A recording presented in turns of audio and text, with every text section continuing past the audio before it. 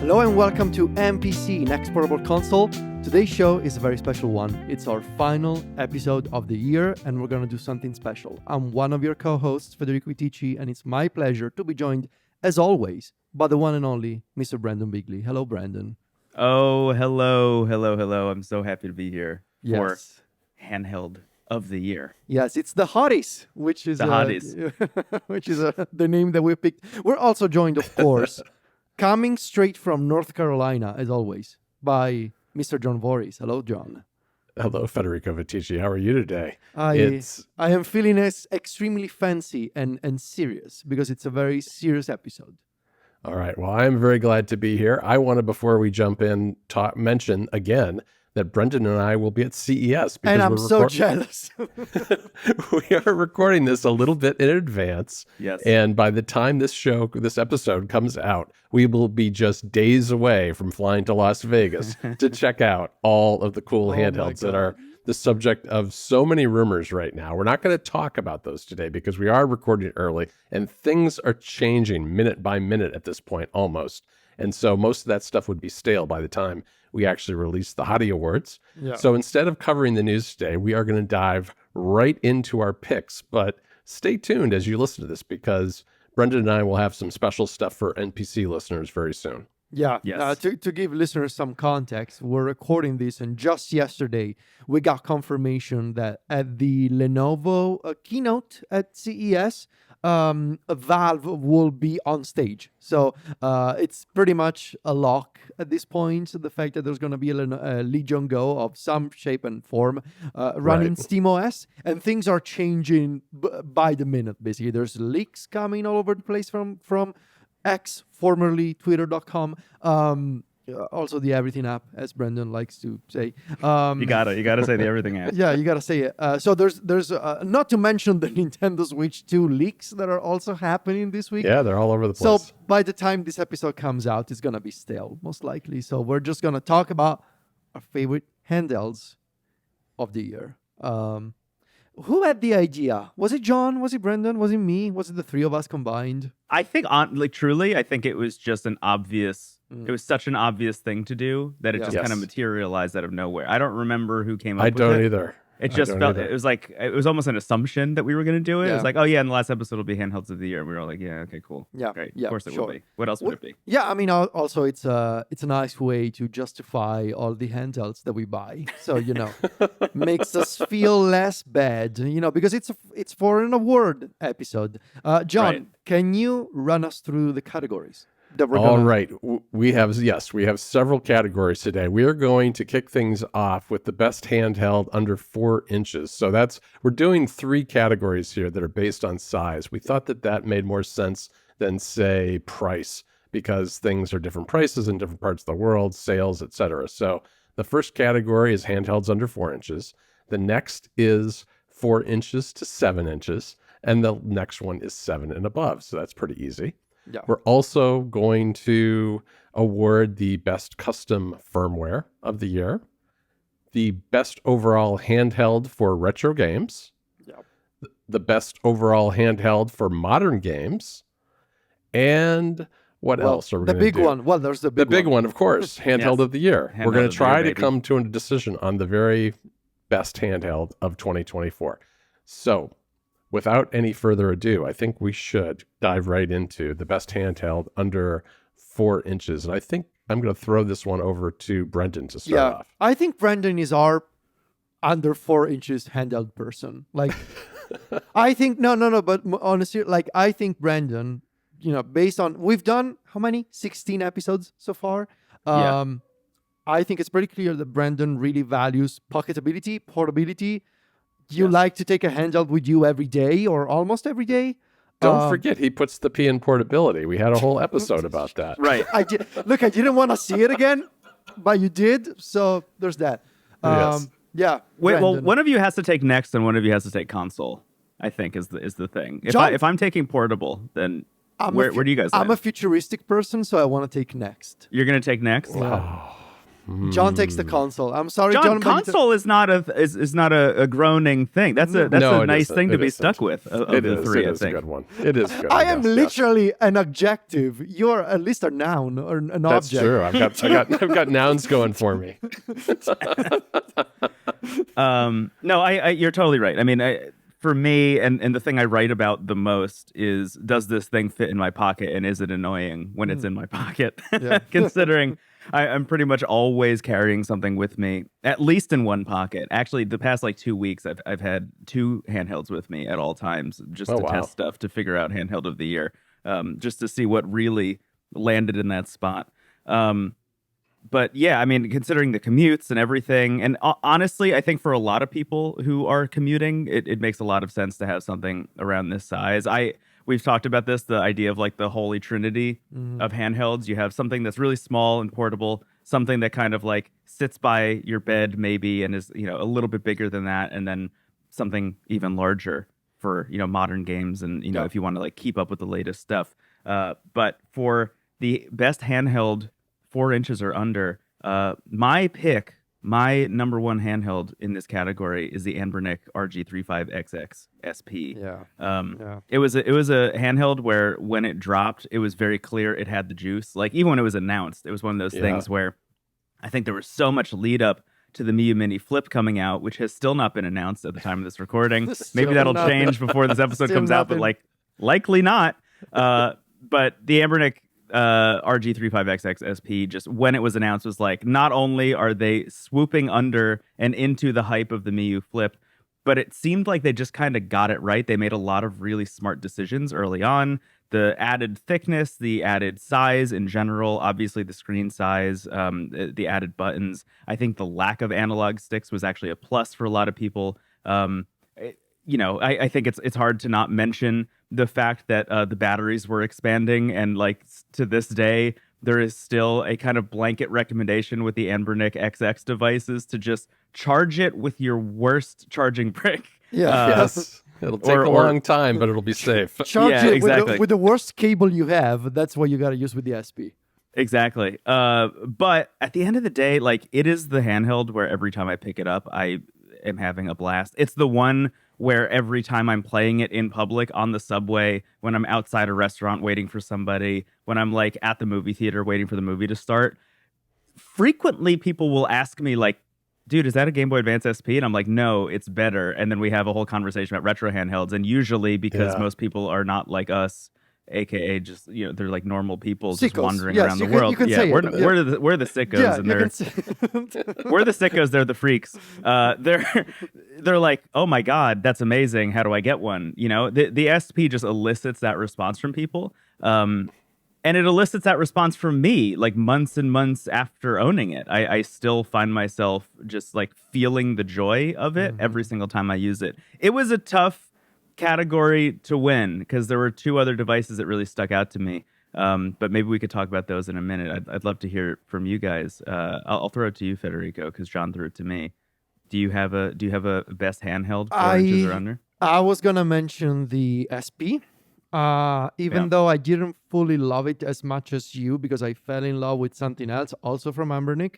I was I would be fine with honoring the SP, but I will just bring to the table my love for the RG Cube, also by Anbernic, which has to be, to my personal opinion, my personal preference.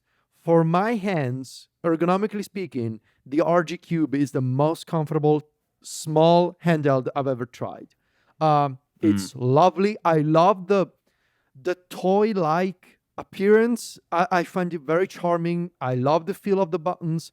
The 3.95 inch display, it's great for Game Boy games, great for Super Nintendo, great for that sort of square shaped style gaming. You can run even some PS1 games on it. And it runs Android, so even more modern stuff is totally fine. I was running Dolphin on it and it was okay. I just fell in love with the Cube so much because it's so different from everything else. In a way, I understand why a lot of people tend to gravitate toward the SP or the new one 34XX, which I still have not received, by the way, because those harken back to very specific moments in time of the GBA or the GBA Right. SP.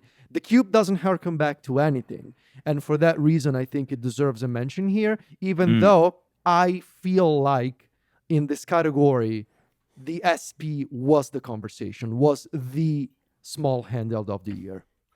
Yeah. Right. When I look at the XX lineup, it feels like the SP is like the king of that lineup. And then everything else is kind of circling around it in a lot of ways.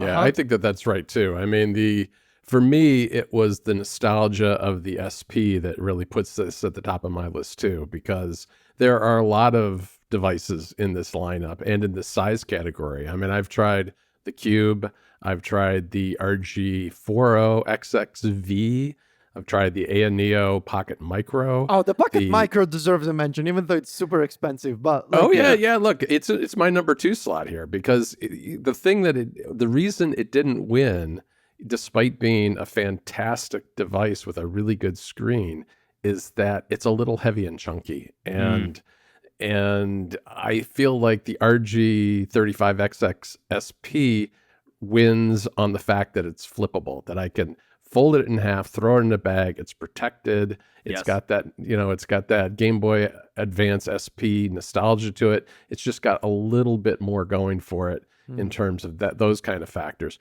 I also am a fan of the Cube, Federico. I've only had it for a few weeks, and I really get why you love it so much. I mean, it really is one of the most comfortable handhelds, especially in a small form factor for holding. I mean, it's just very comfortable to use. And the screen, for me, like with this category, nothing below 3.5 inches wins out, because I feel like 3.5, I've decided, is my minimum. That's the minimum for you? Yeah, I've tried the 2.8, the other one by Ambernick, and it's good.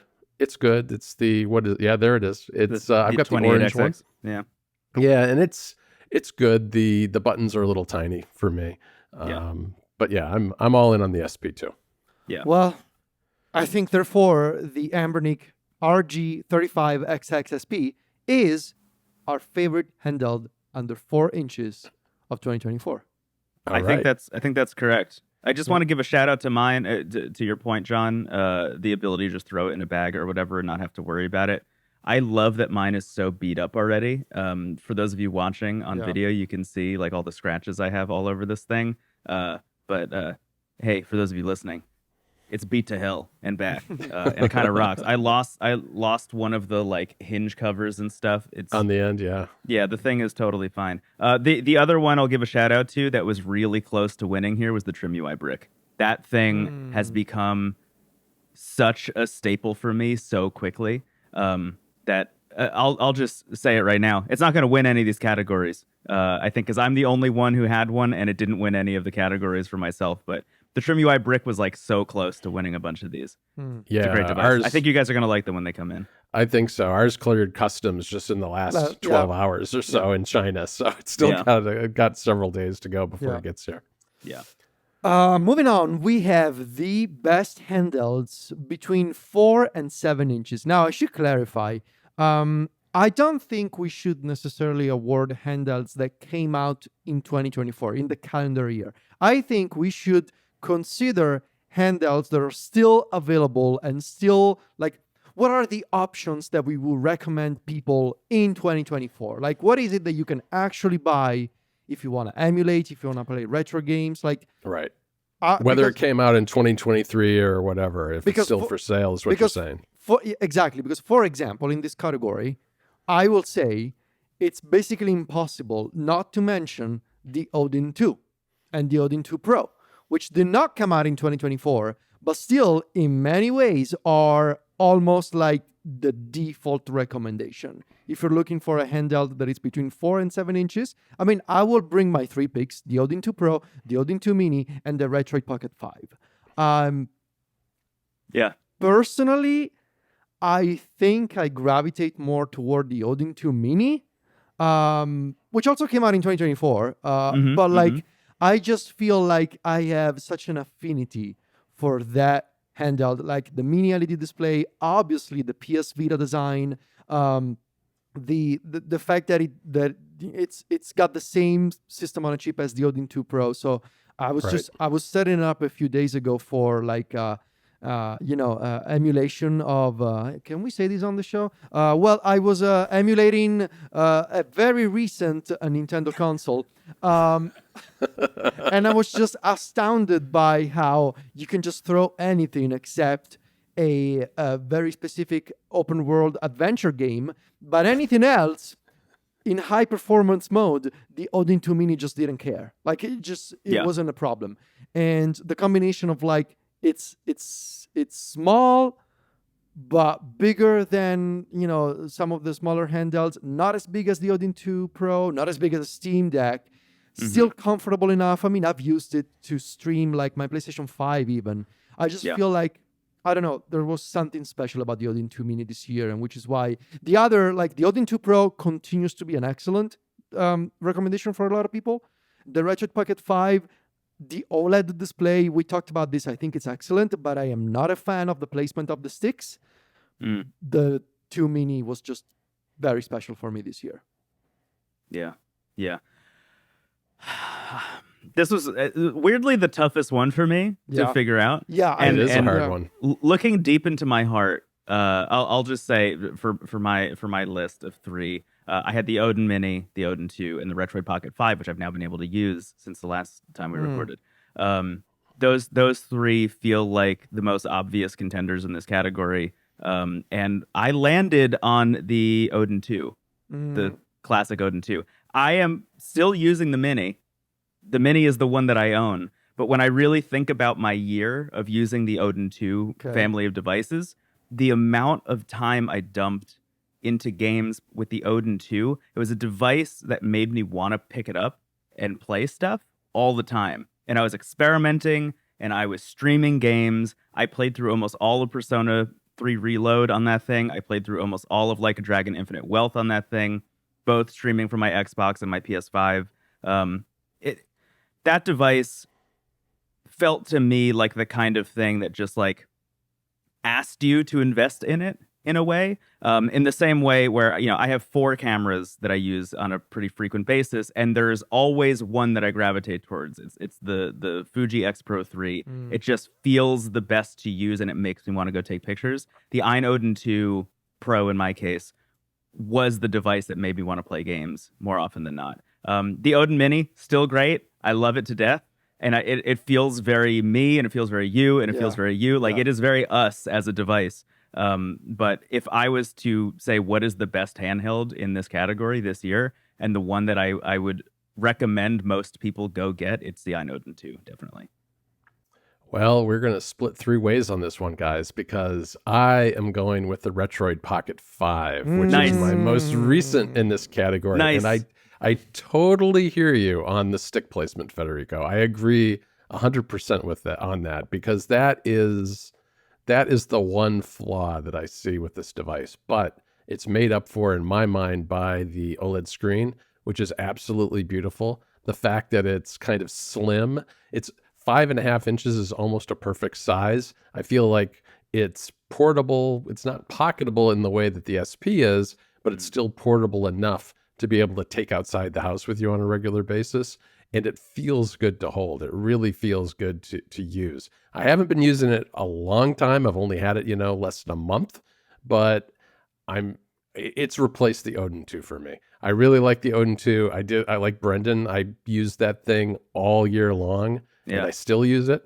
But I have a feeling that the combination of the Retroid Pocket 5 and then the Odin Portal, when it comes out, will probably be my new kind of combo on the higher end of the size classes. Yeah. Can I something about this category that really sticks out to me is like, if you are a person who just wants one device, just one, this is the category that I would recommend to people. Yes. And I think any of these 3 devices are great picks. If you're a Vita sicko, like go with the Odin 2 Mini definitely, but like any of these 3 devices I think really work in that sphere. I think what's unique about this category is Android. And I think Android has really helped this category a lot, because these screens are effectively phone-sized screens, And as a result, we're getting really good technology in terms of both the processors and the screens at the same time. And I'm really hoping some of that trickles down to the smaller size classes. Now, it'll be more expensive if it does that. You're not going to get a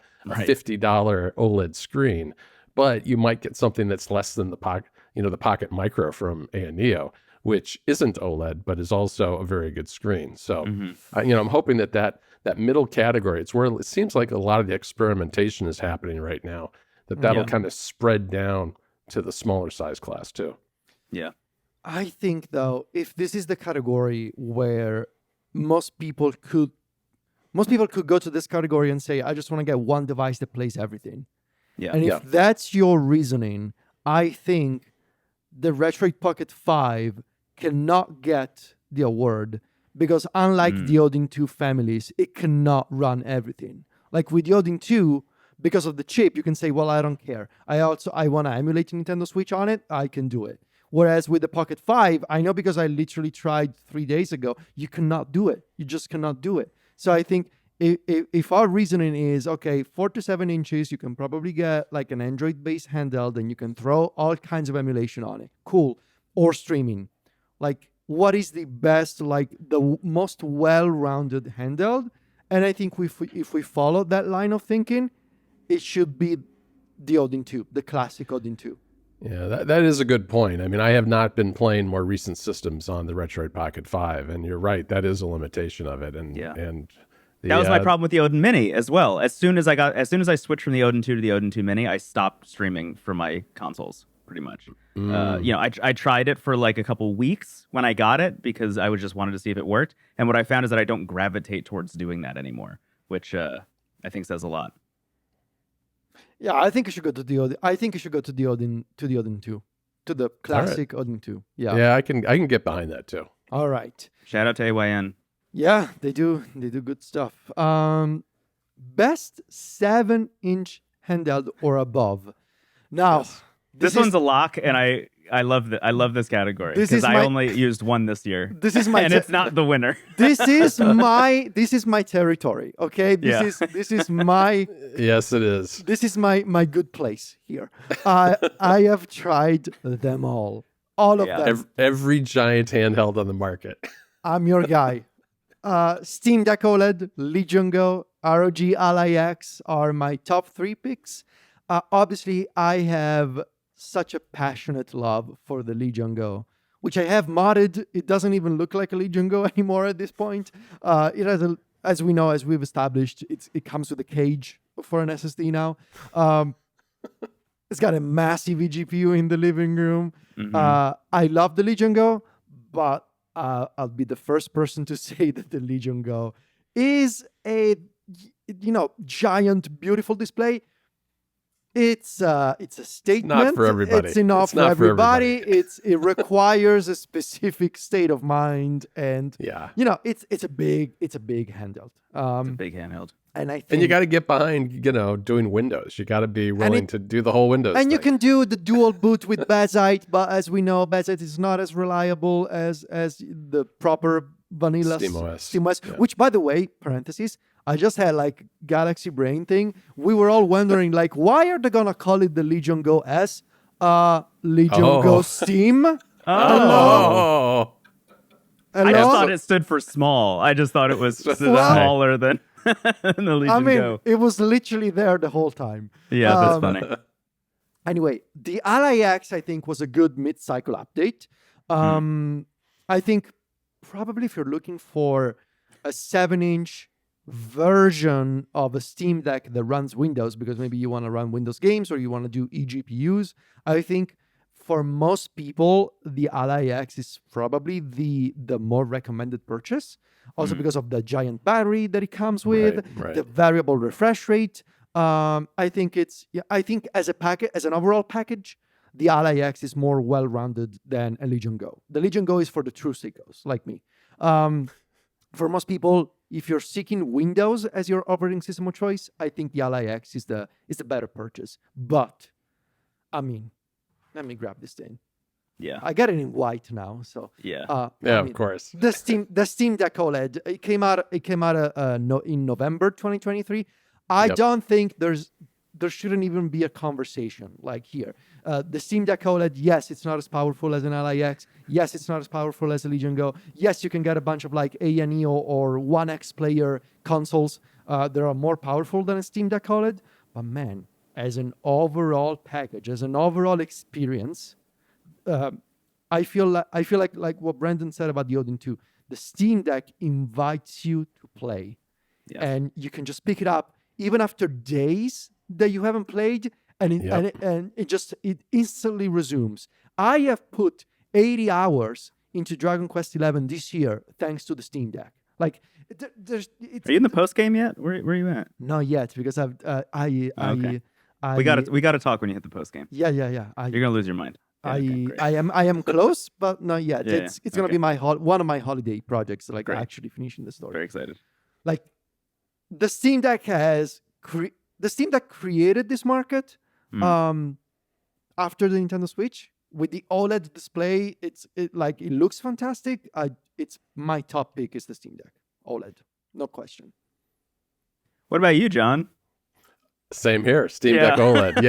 Yeah. I mean, I have a Legion Go. I have not used the LAX before, but the Steam Deck, as Federico said, it does invite you to play. It's just easy to get into the Steam Deck. It's just so easy, and you've got your entire library there. It's easy to resume. The screen looks beautiful. One of the things that I think is super interesting. It's so comfortable. Like it's so well balanced. Even though you look at it, and if you've never played one of these handhelds, you look at it, you think these controls, the placement of these controls seems really odd and off to me. The first time D-pad looks like it's about to fall off. The first time I saw it with the D-pad in the corner, I was like, Valve, what are you doing? And then you put it in your hands, I'm like, man. Oh yeah, right. Yeah, no, I mean, you look at it and you think, this can't work, but it's absolutely perfectly balanced and feels so light compared to something like the Legion Go that it absolutely works for a lot more people. What I think is really interesting about this category is that all these devices we're talking about were released in 2023.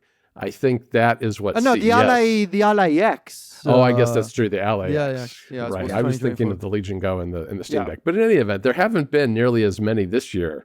And I think that's really what we're leading up to with next year. I mean, 1X player, they did a bunch, but they are very expensive. Also, GPD, they do the odds notebook stuff. Like those are very expensive, and I don't think there's any scenario in which I'm gonna go here and recommend to NPC listeners, go spend $2,000 on a handheld. Right, like on one of even totally agree. even at the highest end, even if it's running like the latest Ryzen AI 9 chips, just don't do it. So I think it's pretty clear that if you're looking for a great handheld of 7 inches and above, it should be the Steam Deck OLED.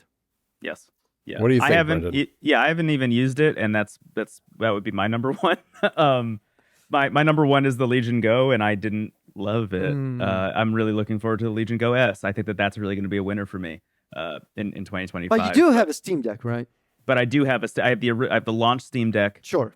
And I still love it and play it all the time.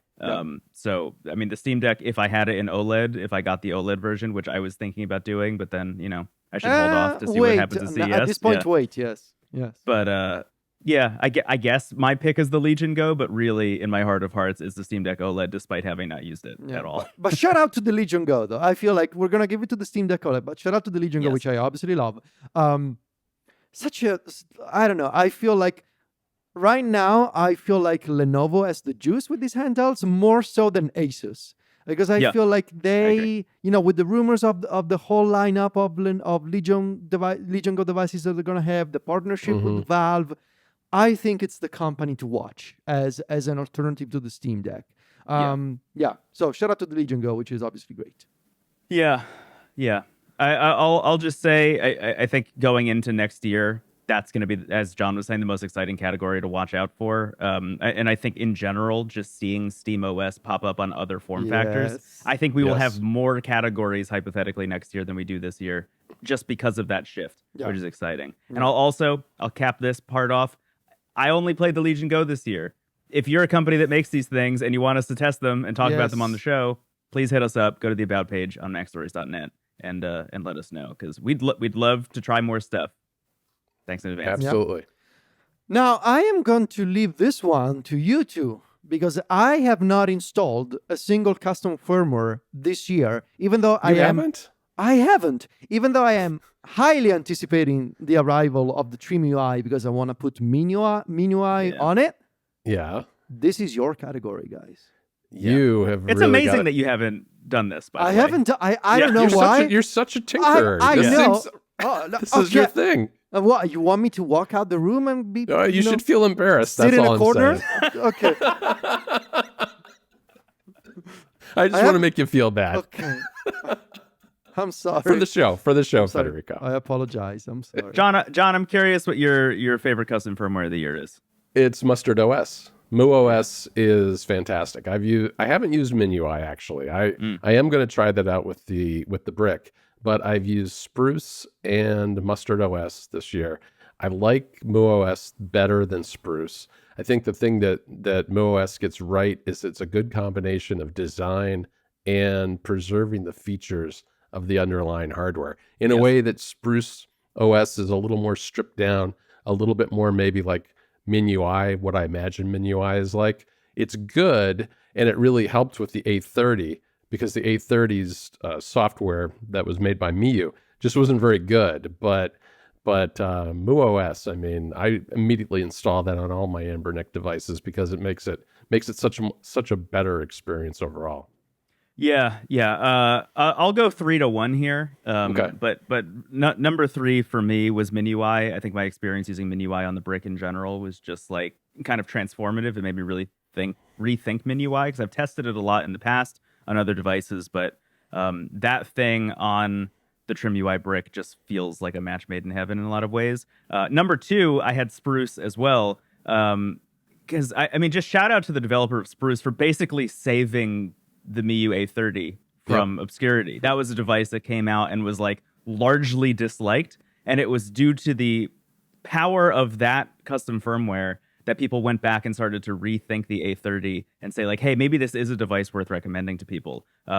So to the one person, I think it's one person who made Spruce, shout out. That was amazing. That's the kind of thing I'd love to highlight, but at the end of the day, for me, it has to be Mustard OS as well. I think when I consider the best custom firmwares I've ever used on any of these devices, it's like Onion OS on the Miu Mini and Miu Mini Plus, and now Mustard OS on the Ambernick XX line of devices. I think what that team has done in terms of extensibility, in terms of, as you said, retaining the features, in terms of adding features, things like, I was setting up some SPs as gifts for people and installing Mustard OS on there and having it so when they close the game, it will automatically save their game, sleep for 10 seconds, turn itself off, and then when they open the device again, it just boots up back into that game and loads that save state. Like, that's the kind of experience I could just hand to anyone, and for me, that is the chief reason to use a handheld at that size, is like literally just that feeling of I want to jump into a game, I want to jump into the last game I was playing, and to be able to just open the thing up, turn it on, and it's just there immediately without needing to think about it is, I think, amazing. I think that team is doing some great work, and really exciting going into the next year. They are also looking into adding MooOS to the Miu Mini Flip as well. Oh, nice. Right. I forgot about that. Right. From what we've seen, there are a bunch of teams that have their hands on the Miu Mini Flip, including Mustard OS, Spruce, and the Onion team. And I think Newly as well is going to maybe think about getting on there. So I think there's a lot of cool stuff coming up in the custom firmware space. But when I think about this year, when I think about like just the path that a lot of these custom firmwares have taken, Mustard OS feels the most to me like an enterprise in a way. It's like this group of people who got together and they made something really special, and they know they're making something really special. And the way they've been handling community management and updates, and even the way they monetize and allowing people to pay them and test out new features is like, I think, the path forward. So shout out to Mustard OS. I think it is a transformative custom firmware and like the reason to get the XX devices outside of just their form factor. Yeah. Congrats to Mustard OS for being the best custom firmware of the year. Now, we are entering the final big three. Yes. The best overall handheld for retro gaming. For context, think about it this way: the best best overall handheld to emulate anything up to PlayStation 2. So, obviously, here's how I think about it. Obviously, there's a difference between emulating up to a GBA versus emulating a GameCube or a PS2. Right. It requires very different hardware. It requires possibly very different types of price points. Yes. I feel like this is very similar to the conversation that we had before. From my perspective, it comes down to the SP or the Odin 2 again. Obviously, the SP, I think you can run up to PS1 games on it, right? You can run PlayStation 1 pretty comfortably. People are dabbling in GameCube, which is amazing to me, on by the way. SP. Yes, really? I've seen GameCube. I've seen video like in Discord servers of GameCube games running on the SP. Horribly, but like it's happening, which is amazing. So you have something very compact, very affordable, that can get you through the entire libraries of, up to the DS. Even I think it's totally fine. Right. The PlayStation 1, obviously all the Game Boys, all the other 16-bit consoles, like all of that for the SP is totally okay. Versus at a very different price point, the Odin 2, which is a beast, and arguably you could even install, you could emulate a Nintendo Switch on it. Like, it's two very different kinds of retro gaming. My feel is that if we are considering like what is the best overall for retro gaming, right? I think it should be the SP. I think if we are thinking about retro gaming in the context of Game Boy, Super Nintendo, Nintendo DS, Game Boy Advance, or so another way to look at this is look at the App Store. Delta being the most popular app of the year, it's a symbol of the fact that people do have a craving for that generation of gaming, for the Game Boys, the Super Nintendo, the Nintendo DS. There is a place for the Odin 2 and 3DS emulation, GameCube emulation, PlayStation 2 emulation. But I think if we are considering the best overall, that doesn't cost you like $300, it should be the SP. Yeah, I hear you. The only thing is about the Odin 2 is that the screen makes a big difference, I think.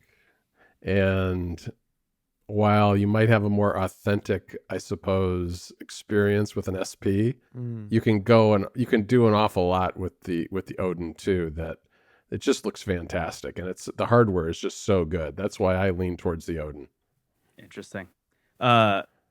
Federico, you almost got there with that bit that you had, but the wrinkle that I want to throw into this conversation is I think my number one retro handheld, it was the SP for a long time while I was thinking about this, until you guys released the App Stories App of the Year and named it Delta. And I think my answer actually is your smartphone. Is your phone? I thought of this too, yeah. I think in 2024, the best device for retro gaming became your smartphone, and everyone using Android has known this for a long time. But now that iOS also has entered the fray, and that's allowed on the App Store, with things like Delta and RetroArch being available on the App Store and PPSSPP. I think the best PSP in 2024 is definitely an iPhone, just with those screens. I think at the end of the day, like, I would recommend that most people download Delta over getting a dedicated piece of hardware so they can try it out first and then decide if they want physical buttons. And even then, like, maybe you get a backbone or something. I love these devices. I'm having a great time with them. I would always prefer to play with physical buttons over everything else. But I do think, in line with your reasoning for naming Delta App of the Year, when I look back at 2024, I see the smartphone as becoming the best retro handheld in a lot of ways. And it's the thing that all of these devices need to compete against now. I love thinking outside the box like that. It's not a pick that I would have. It totally makes sense. It's not a pick that I would have even thought of. No, it does. And the Odin is essentially a smartphone. My pick. Yeah, mean, basically. I mean, it really is. What do you Yeah. think, Federico? Yeah, where do you guys land? That's my number one. I'll say that. My just to list them out. Okay. Your smartphone at number one, the RG35XX SP at number two, and then the Trim UI brick I had at number three. I'm fascinated by this idea. I was not. For those of you just listening, Federico literally twirling his mustache. Yeah, Yes, he is. He I is. was not expecting it because it is like, 2024 was a special year, especially for iOS. Yeah. One thing that made me think about this just yesterday was I was writing about AstroPad's bookcase, which is this interesting accessory for the iPhone, which is not really a phone case. It's more of a holder for your phone that gives you rails on the side to hold your phone. I also got mine, and it's very nice. It's very nice. And it's fantastic for reading. And then I thought to myself, hey, what if I load up Delta with this? Yeah. And your thumbs are still close enough that for games where you're not where you don't really need physical buttons, it's a really nice way to play a game. I think I mentioned that to you, Federico, that I was playing, some Pokemon and some Zelda on there. Yeah, and I can be persuaded at the phone, I think so. I would be into saying the best overall handheld for retro games in 2024 is the iPhone.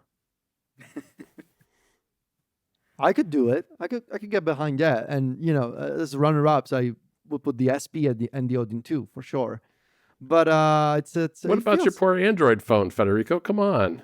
I mean, there's just from a performance standpoint, they don't have Delta. They don't have despite everything, I feel like you get a nicer. Although there are a bunch of emulators on the Google Play Store as well. There really are, yeah. Yeah, I mean, when I'm considering this, I think the iPhone has entered the fray, but I bought the Nothing CMF1 this year, and threw Daijisho on there and a bunch of emulators, and that thing, I open it up and I have the Niagara launcher, which is a really nice, very minimal way of looking at the phone, and then I can launch into Daijisho and it becomes an emulation device immediately. That thing rocks. It has a great screen. It's $200. It's like that is as in the conversation for me as everything else I've used this year. If you guys haven't tried Emulation Station for Android yet, I beg you to go do it. Yeah. I set it up. Yeah, I put it recently. On the Retro Pocket. It's so well done. I love it. What about saying that the best overall handheld for retro gaming in 2024 is the smartphone? Yeah. That's, I think, where he started. Yeah, I think that's the answer. Let's do it. I'm up for it. Let's do it. We'll do that. Shout out to phones. Shout out phones. Congratulations everywhere. to phones. Phones are good. You can put it in your pocket. You swallowed another thing. Great. Yes. We're reading. We're ordering food. We're playing games, baby. We're making phone calls. We're texting our friends. We're doing the bills. Playing Balatro. We're playing Balatro. Yeah. We're doing it all. Now, the best overall handheld for modern games, and by modern games we mean Steam, PC, Xbox gaming, and streaming. I'm interested. What's your pick, Federico? I mean, it's the Steam Deck. It has to be the Steam Deck. I thought about. So to give you some context here, this year I tried the Ally X, the Legion Go, the Steam Deck OLED in 2 versions. Now I got the limited frosty white version. I tried the PlayStation Portal. Did I have anything else at one point? I think that's pretty much. Did I have anything else? Windows-based, probably. I don't recall. You had that Asus tablet. Don't you still have that? I still have the Asus, the Z13 acronym tablet. I always forget that. I always forget the acronym as the name, which I love. Acronym is the name. It's the only Asus tab. It's right now. This is gonna get old by CES, but for now, it's the most powerful tablet you can get. It's got an NVIDIA 4070 laptop edition inside. That's crazy for a tablet. It's crazy. But so I think it's close between the Steam Deck or the Ally X. The Ally X is a really well-rounded Windows-based handheld. If you want to play PC games from Game Pass or just the Xbox Store, you can install any kind of streaming client for NVIDIA GeForce Now. You can put now, there's, I believe, PX Play is also now available on Windows and macOS. John, I saw last night version 1.3 of PX Oh, really? Play. Yeah. So PX Play is now available on desktop.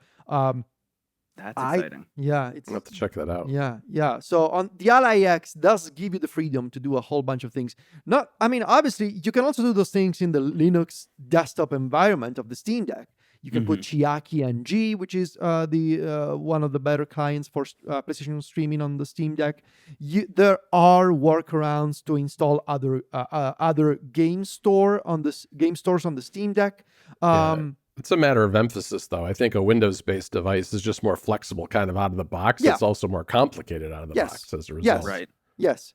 But I think for the same reasoning that we followed before, if we are recommending handhelds to people, like what is you listen to this episode and then you say, okay, I want to spend a bunch of money based on what these three guys have told me to do. What should I Who buy? keep calling themselves sickos over the Yes. course of the Should MP3 I- file. First of all, Good people to take advice from. dear listener or watcher, the first question in your mind should be, should I really trust these people? Should I listen to that guy? That should be the first question. The second question should be, where should I spend my money? And I think you're just gonna have a better time with fewer headaches and just more enjoyment out of a Steam Deck. Now you can even get a refurbished Steam Deck OLED from Valve directly. Yeah. I think it's such a good deal to play anything with performance level almost equivalent to a PS4, but in a handheld that can last you for days if you put it to sleep. It's got to be the Steam Deck. Yeah. Yeah, my thought here was, once again, if I had the Steam Deck OLED, that would probably be my pick this year. But because I didn't, I had to think outside of the box a little bit. And again, my weird answer here is the iNode and 2, once again. When I think about all the games I played this year and all the modern games I played, most of them were streamed from my PC and my Xbox and my PS5 to the iNode and 2. When I got my Xbox recap, they did their version of Spotify Wrapped. Right. It was like, you spent 95% of all of your Xbox gaming streaming. Wow. Really? Wow. Yeah. And that's because of the Odin 2. So, even when I'm looking at my Game of the Year list for Into the Aether and the stuff I'm doing for Wavelengths as well, I had to acknowledge how much time I dumped into the Odin 2 and how that device allowed me to play through so many games this year. I think that the Steam Deck OLED is the answer, in my opinion. But personally, the iNode 2 was the one for me. I started out leaning towards the Legion Go here.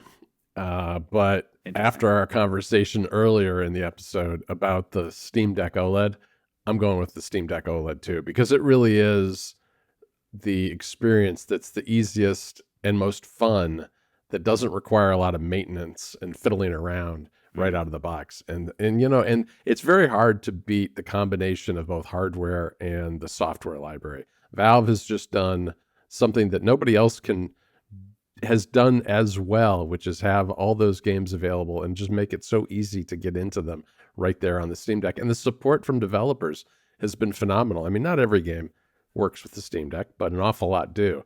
It's really the exception of the rule these days. So yeah, I'm going to go with the Steam Deck OLED too. Yeah. I think we should go with the Steam Deck, but just for a second, I'm very into the idea of the Odin 2 as something that you can use to stream from a console. And in fact, I have been so tempted these past few days, guys, to get an Xbox Series S again, like the small one, and just put it somewhere and just use it for streaming. Interesting. Why not use your Series X? Do you not have a Series X anymore? Nope. Oh, I forgot you got rid of it. Interesting. I sell the things that I don't use anymore. That's the only. I know. It's the only sane way to live and also to manage Yeah, My I think I'm my about to go wallet. insane based on that logic because I've got too many handhelds surrounding me I right like now. to Yeah, try same. things. I like to try things, but then I don't want to have a drawer full of like 30 different handhelds. Oh, I hear you. I do keep my favorites, but like, yeah, I don't have a Series X anymore. But I have thought about like, hey, maybe I should get, because all of this started, by the way, because I really wanted to play the new Indiana Jones game. Yeah. And as I think I mentioned this before, my eGPU is not accessible right now because we put the Christmas tree in front of the cabinet where This is such a Federico I problem. cannot open the There's a door. Christmas tree preventing his eGPU I from love getting that. to the kin cable. I gotta love that open so much. I gotta open the cabinet door to make sure that there's proper airflow when I'm using the eGPU. Right. But now the Christmas tree is in front of that. And so Right. I cannot open it. And I don't want to play with an eGPU without any airflow.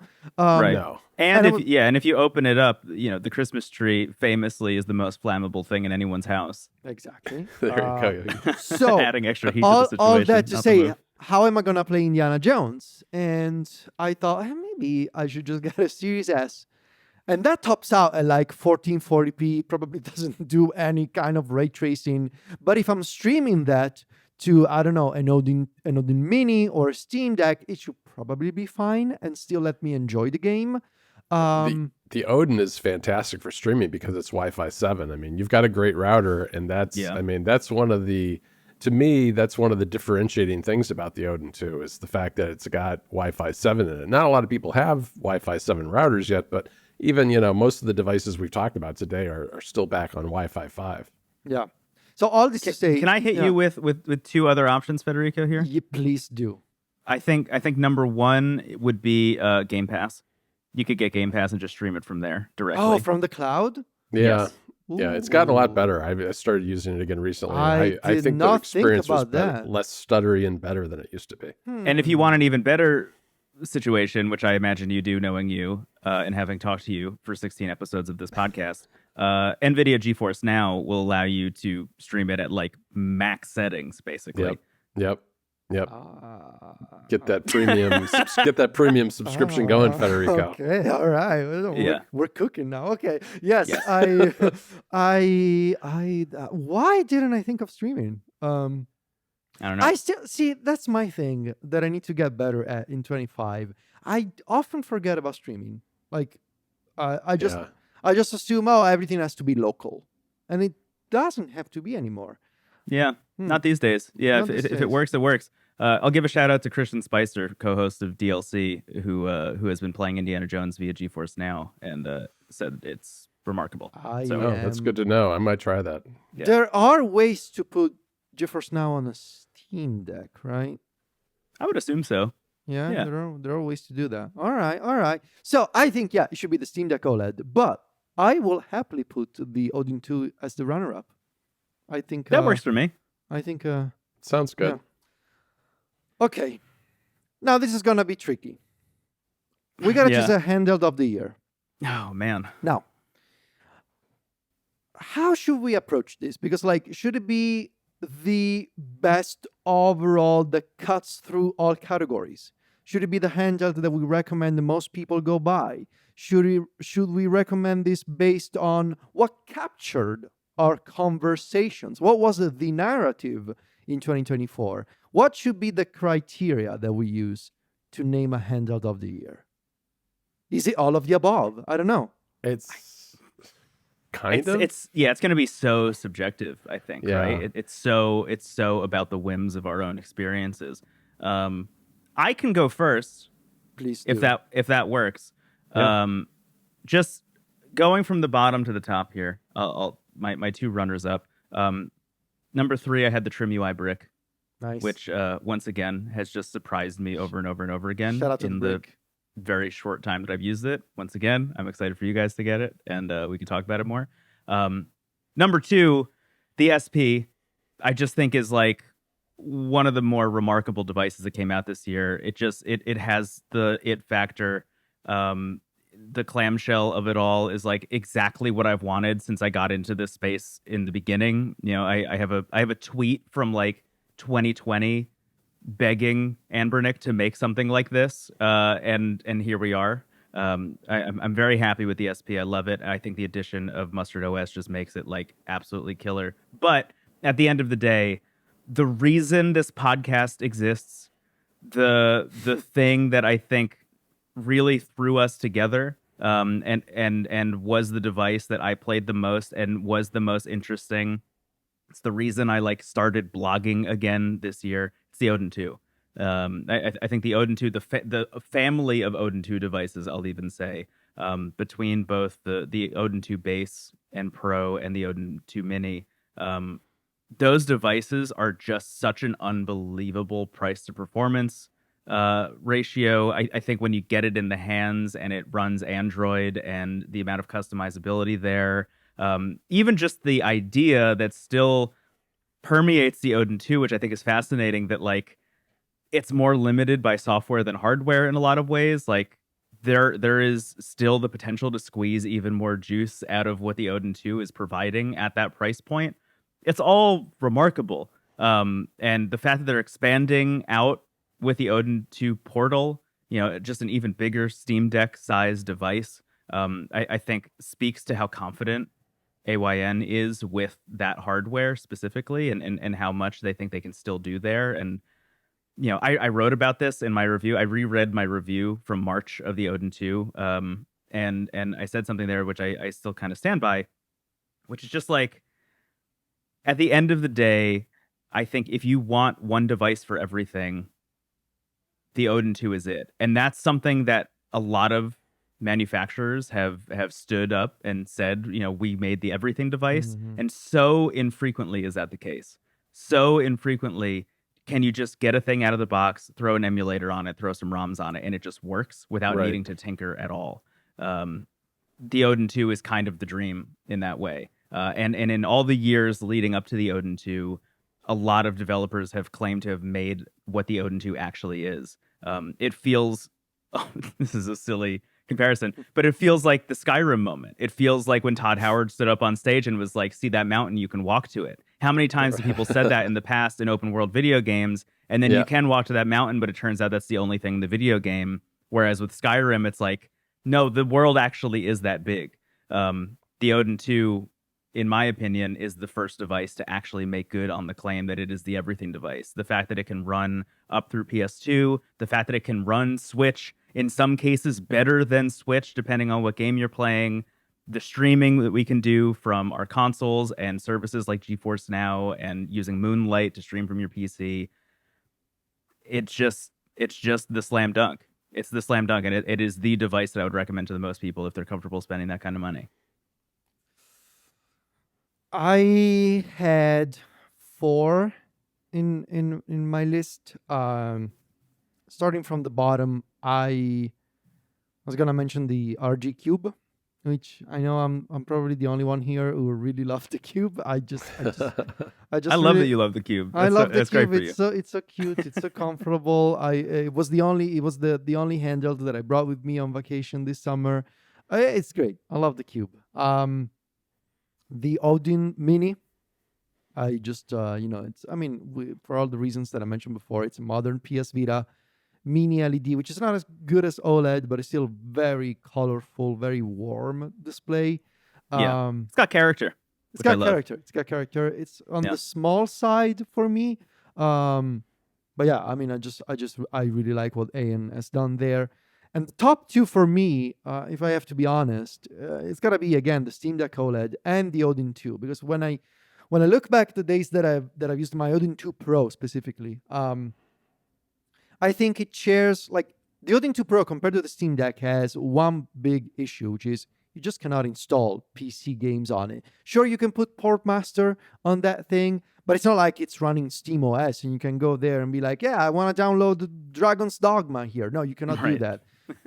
It's mostly for streaming and emulation. But like the Steam Deck, I think the Odin 2 has that quality of, it invites you to play. I know it's something that I've said before, but it's got that sort of aspect of, it's not demanding like a Windows handheld could be. You don't have to micromanage it. You don't have to worry about, oh, did I install the correct driver for the GPU? Right. You just don't Right. care about that stuff. Right. And so I think it comes down to these two once again, the Steam Deck OLED and the Odin 2. I don't know which one to pick, which is why I would happily leave it to John and see where we all land. All right. So I'm going to start at the bottom of my 3 with the Legion Go, because even though the Legion Go is this weird, giant, angular, somewhat uncomfortable Windows PC in your hands to Yeah, use. drag it, John. Keep going. You know what? Notwithstanding all of those things, it kind of captivated me because it really showed me where everything is heading and gave me ideas about what Windows could be with a little bit of a push from Microsoft and a little more work from some of these manufacturers. And so for that alone, it got a spot in my list. The second one is the Retroid Pocket 5, because despite the fact that those sticks are problematic, the screen is what captivated me on that. The screen combined with the size. And for me, the screen is one of the most important things of any of these devices. And that OLED screen just absolutely pops. It looks fantastic. It can't play the highest end games. It's got the sticks in a funny place. But for everything else, it's perfect for playing. Plus, you can play Android games on it. You can stream on it. You can do all those things. So it's a pretty good all-around device. But the one for me that really does bring it all together in one place, both the hardware, the way the controls are laid out, the screen, which isn't the best screen I've used, but is still very good and is powerful enough to do a little bit more than the Retroid, is the Odin, the Odin 2. So that's my pick too. Yeah, it's the one I've played the most all year long. It's an amazing device. And I think Brendon's hits the nail on the head, really, that AYN feels like they have more to do here, and they definitely have more to do, judging from what we've heard about the Portal. They've continued to refine the Portal too. That's one reason it's not coming for a few more weeks. But yeah, the Odin 2 for me is number one. The Steam Deck didn't make the list at all, and I think that's because I was maybe, despite the fact that I really like the OLED version because of the screen, I guess maybe I was a little bored with the Steam Deck compared to the other devices. It didn't feel new to me in the same way that some of these other devices did. So yeah, I think it's interesting to consider the Steam Deck because the OLED hardware refresh I think is important to note, but a lot of the reason I think the Steam Deck is still in the conversation is because of the continued improvements on Steam OS. Yeah. And when I think about the landscape of everything that I've used this year, John, you're totally right about the Legion Go. My short time with that thing really taught me a lot about what I want out of a Windows device specifically. And it taught me that I actually want a Windows device. Like, I think my next Steam Deck size handheld will be a Windows device. But if Lenovo is now, doing a deal with Valve, getting SteamOS on the Legion Go S, to me, it feels like Microsoft dropped the ball here in a really big way. And Phil Spencer has been very, very vocal about the fact that Windows has a long way to go before they have a handheld version ready, going so far as saying their handheld is probably multiple years out. Yep. I think Valve has just kind of seized the moment. And if all of these developers, starting with Lenovo, but I imagine it'll be like Domino's, just start to go in the SteamOS route, it's like, will Microsoft even be in the conversation by the end of next year? It's a valid and weird question to consider. Really going in thinking I'm excited to go to CES to play Windows handheld. I think at the end of the day, like, I'm just going to be back on SteamOS no matter what I do. But I'm glad to hear the Odin 2 landed at number one for you as well. I would say congrats. Federico. I could say congrats to the 2024 NPC Handheld of the Year. It's the Aeon Odin 2. All right. And there it is. What a device. Yeah. What a device. Yeah.